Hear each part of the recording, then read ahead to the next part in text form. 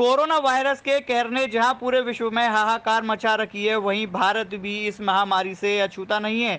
वहीं जयपुर में भी कोरोना का दंश लगातार बढ़ता जा रहा है। ऐसे में राज्य सरकार के द्वारा लॉकडाउन का पालन करते हुए इस महामारी से बचने के सभी उपाय भी लगातार किए जा रहे हैं।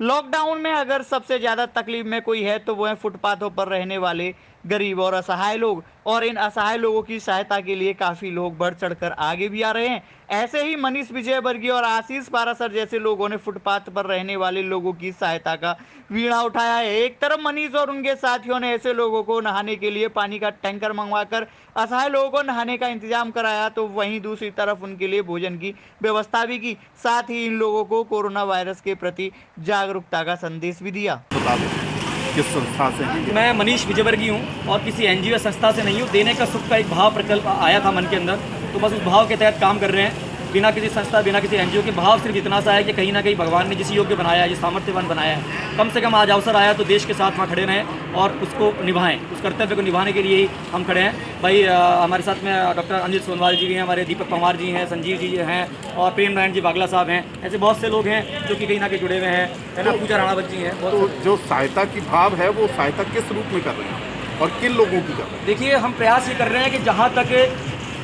चीज़ें नहीं पहुँच पा रही है, क्योंकि सरकार अपनी तरफ से बहुत अच्छे काम कर रही है, लेकिन फिर भी आज इतना बड़ा देश है तो कहीं ना कहीं वो सेवाएं उस लेवल तक वो नहीं पहुंच पाती। तो प्रयास कर रहे हैं कि वहाँ जाएं और वहाँ पहुँचाएं।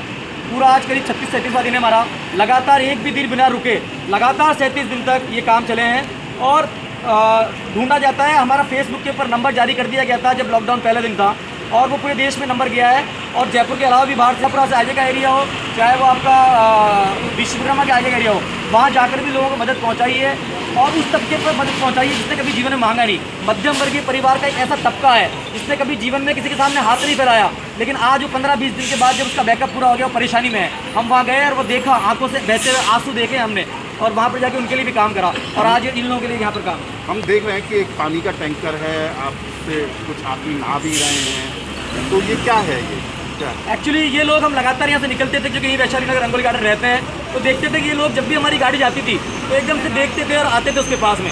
तो 2-4 दिन तो ठीक है, हमने कहा यहाँ तक तो लोगों की व्यवस्था पहुँचती है, तो हमने इनको कोई सामग्री नहीं दी। हमने पूछा तो मेन चौराहे पर बैठे हैं, खूब मिल रहा होगा इनको।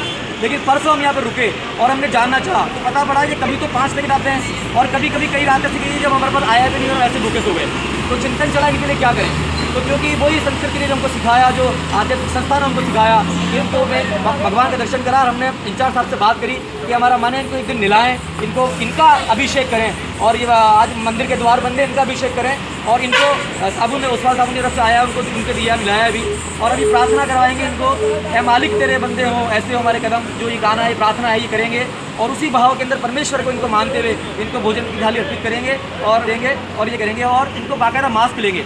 और डॉक्टर अनिल सोनवाल जी, इन्होंने, इनसे चाहूँगा कि आप बात करेंगे, इन्होंने भी अवेयरनेस के बारे में पूरी सेशन दिया है, इनको जानकारी दी है किस तरह से इस दौर के अंदर सरकार क्या कह रही है, प्रधानमंत्री जी क्या कह रहे हैं, WHO क्या कह रहा है, हम डिस्टेंसिंग मेंटेन करते हुए किस तरह से इस जंग के अंदर ये लोग अपना रोल प्ले कर सकते हैं। इसके आप ऐसे करोगे मतलब? देखिए, सोच यहाँ पे ये है कि हम लोग बहुत ज़्यादा दूर, हमारा घर यहाँ से नहीं है, हमारा करीब करीब रोज़ यहाँ से निकलना है और ये हमारे परिवार के मेंबर की तरह है।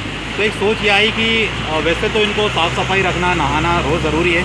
ये वो लोग हैं जो इस फुटपाथ पे ही सोते हैं, यहीं खाते हैं, यहीं रहते हैं। तो कोरोना के इस दौर में जब स्पेशली सरकार इतना कह रही है, हमारे डॉक्टर्स इतना कह रहे हैं कि साफ़ सफाई का ध्यान रखना बहुत ज़रूरी है, तो हमने सोचा कि ये लोग जिनने हफ्तों से, महीनों से नहीं नहाए हैं, आज ये करें कि कम से कम इस चीज़ की शुरुआत करें, इनके जीवन में ये संस्कार उतारें कि ये नहाने के महत्व को समझे, साफ़ सफाई के महत्व को समझे, क्योंकि कहीं ना कहीं इनका सोसाइटी में होना हमारे पूरे समाज को इफ़ेक्ट करता है। इनका इफेक्टिव हो जाना, इनको वायरस का इफेक्ट होना पूरे समाज के लिए खतरनाक हो सकता है। तो यहीं से सोच की शुरुआत हुई। जैसा भाई साहब ने बताया कि नर को नारायण मानते हुए हम इस सेवा को कर रहे हैं, तो शुरुआत यहीं से करी कि इनको नहलाया है ताकि ये संस्कार नहाने के आ जाए। इसके बाद इनको खाना दिया जाएगा, मास्क दिया जाएगा। इस चीज़ के लिए इनका आधे घंटे का सेशन चला जिसमें इनको बताया कि कोरोना वायरस कैसे ट्रेवल करता है, किन चीज़ों का आपको ध्यान रखना है ताकि आप भी सुरक्षित हो सकें, आपका परिवार सुरक्षित हो सके और पूरा देश समाज सुरक्षित रहे। तो इसका आधे घंटे का इनका सेशन चला।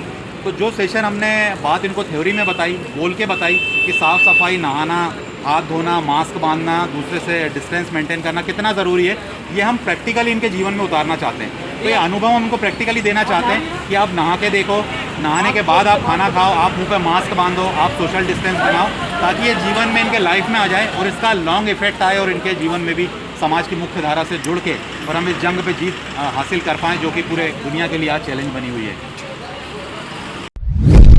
आप देख रहे हैं सक्षम न्यूज इंडिया, सबसे पहले सबसे तेज।